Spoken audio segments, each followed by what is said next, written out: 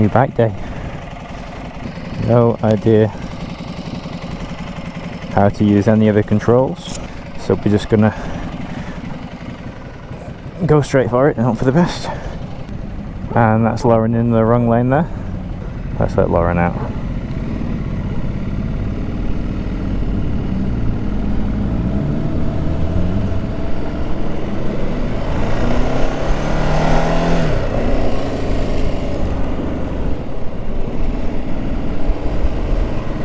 Something just fell off in there.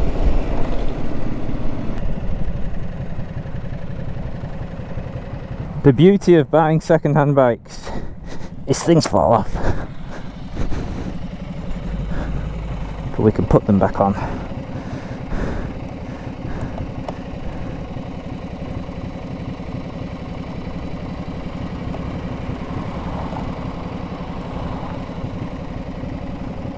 Or maybe we can put them in our pocket and figure it out afterwards. I don't know how all the modes work. I'm currently set up for touring apparently. I don't know how that works. I like this front. I like the fact it's not got a big touring screen. This actually comes up, but I deliberately put it down.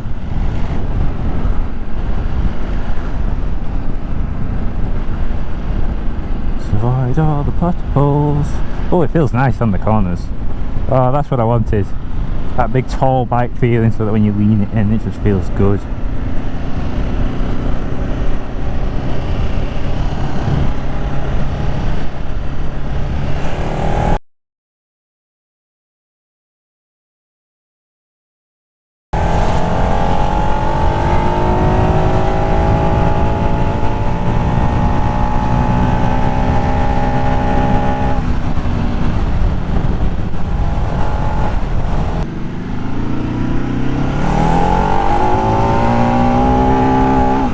Okay, so that's good to know. You get up to about 5,000 revs and then there's nothing.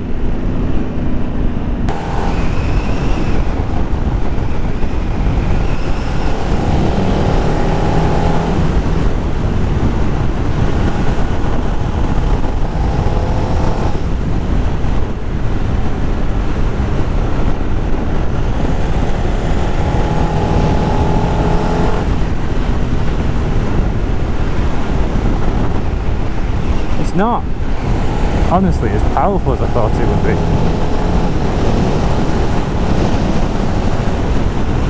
It's not got that surge that I expected it to have. It's fast. I just thought it would be faster.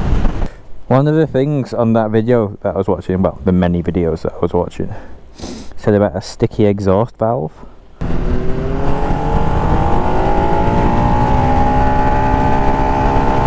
Yeah, there's a limiter. Yeah, it won't go past 8,000 revs. But I just accelerated then, no problems, and it got up to about 8,000, 8,000. But it just sort of bounces, like, doesn't go past that point.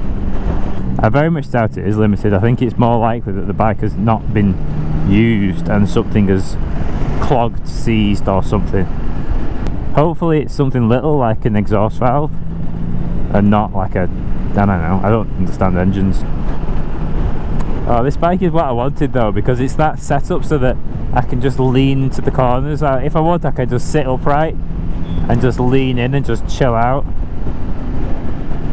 I don't have to, like, it didn't really work on the S1000 trying to do that. The bike just always wanted to go faster. It doesn't feel like a big bike. Like, I can put my heels on the floor.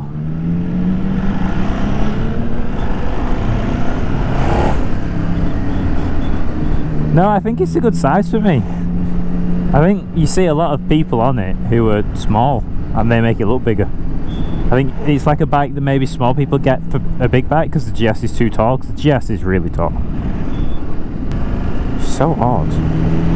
Hey!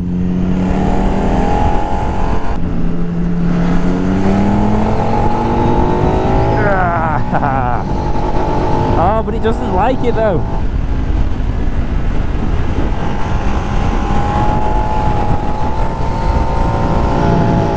7,000 revs. It's just stuck. Look, what is this? Why am I stuck at 7,000?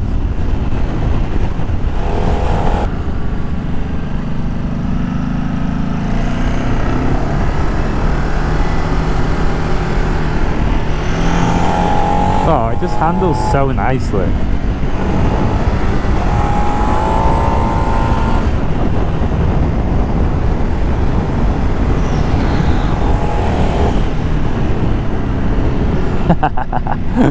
Oh, this bike!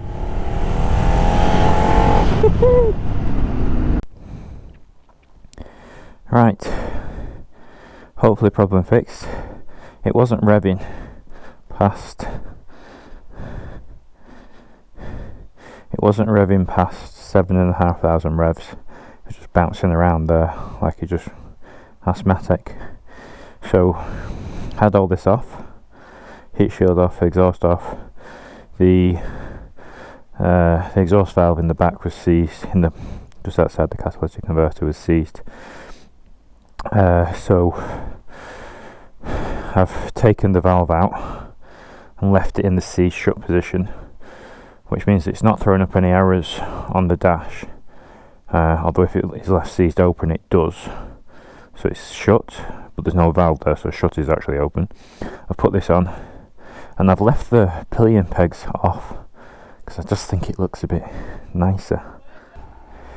So fingers crossed, heater grips are on. No errors, good. Flick that up. There we go. Don't like that, the way that starts. Cleaned it out with WD-40, so I feel like it's just burning all the WD-40 off. But that was just to get to it. Everything was copper slipped up after that. It's a lot louder on the idle, that's for sure. Okay, so that's like a completely different bike. Completely different.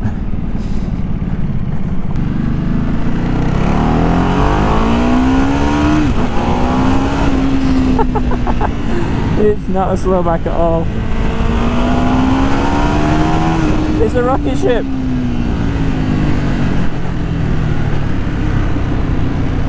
So I am the greatest mechanic in the history of ever, and if anyone would like me to fix their 2011 Multistrada that doesn't rev past 7,000 revs, I am happy to do that. Oh, it sounds awesome too. So this is really nice because I bought the bike without riding it, and I did a little 30-minute test ride on it after purchasing. Not a fast rider, so didn't exactly push it, but there's a couple of times I was accelerating, overtaking a car here and there, and I was like, bloody hell, that's a bit lacking in power. It sounds lovely. It didn't sound good before. I just assumed it was the stock exhaust. Again, coming from a place of complete ignorance here, don't ride twins. Don't think apart from the Harleys, I don't think I've ever rode a twin. A V-twin, that is.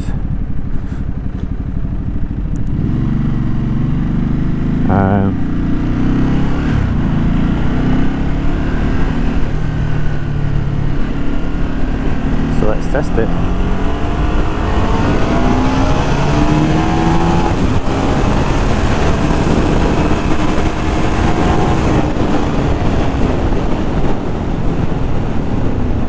It's got a lot more power.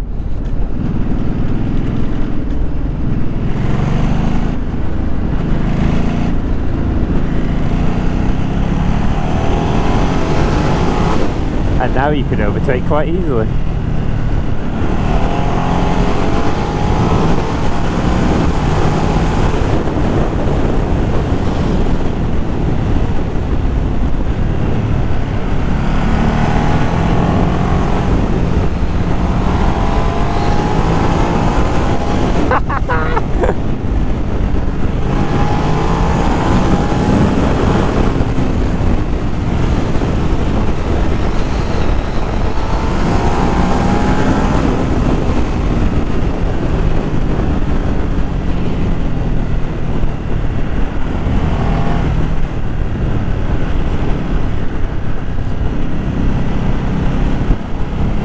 quite literally being choked by that valve, and now that the valve's gone, all of a sudden it's like a completely new bike. It actually has some power to it. It rode like a 500 before, handled beautifully, but just lacked power. Whereas now,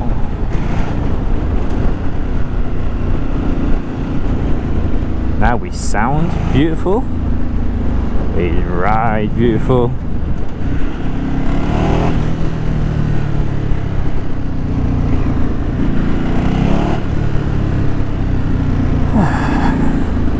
So, I've got myself 150 horsepower Ducati Multistrada, 16,000 miles with panniers, although I took them off.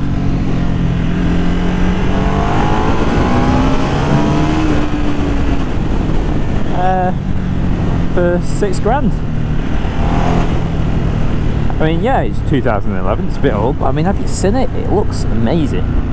That is a style that is timeless as far as I'm concerned.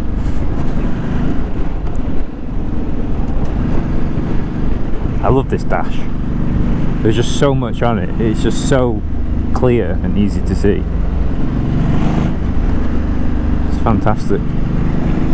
So the sitting position, super comfy. You can tell it's designed for touring, which, whilst I might not do much of it, it's nice to know that if I ever want to, I need to sort that out.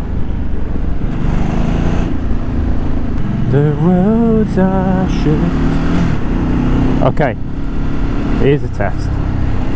Am I any good as a mechanic? Let's rev it out.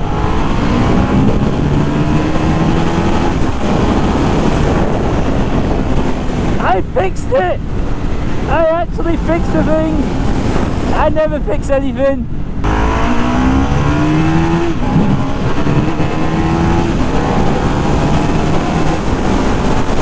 I am an engineering god! Fun. Well, now that the valve is off, I can actually experiment a little bit with the rider modes. I'm not sure how involved the valve was in those mode changes. Have I just removed all modes? That can't have been good for the bike though before. So earlier I revved it and it got to about here. I'll find the video. It got to about there and then it just didn't rev. It surges forward exactly where it used to stop. I've created a wonderful riding experience with nothing but a Dremel and 45 minutes of patience.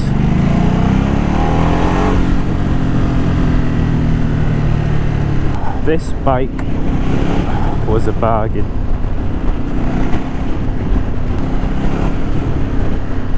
It's got that little bit of a little pull. So addictive.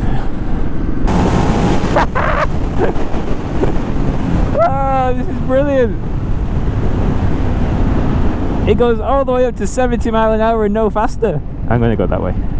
Thank you. And then you get to the twisty bits. How does it go in the twisty bits? Let's find out.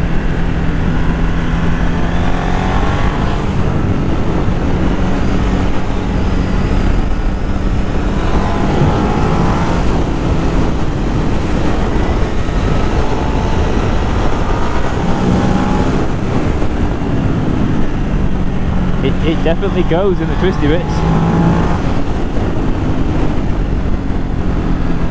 But I've only ever had new bikes up until this point, and now I'm sat here left wondering why the hell I ever bothered with the PCP when I could have just saved up and got something like this. I got myself a good one here. I am a very happy man right now. Let's switch off. It's like a completely different bike. Twice the amount of power. Like everywhere though. It is a completely different bike. I went out, just pulled up on the bit there, and I was like, oh god, it's faster. It's 150 is still a lot of horsepower. So it was just wheeling everywhere. It's like an absolute rocket ship. Yeah, it's amazing. That for £6,000, I can't believe we've got that. That's an absolute bargain. Now that it works, it's an absolute bargain. Riding that with the valve shut was like riding 500. Lawrence 500, about the same amount of power, maybe a little bit more. Which means we were throwing out about 60 horsepower at best. Slow as shit. Now we've got about 90 more, and it sounds better. It sounds so much better. Which I know if you had a valve that was working, it would have sounded that good from the start when you revved it. But the valve wasn't working, so yeah. Boom, new bike. It's amazing.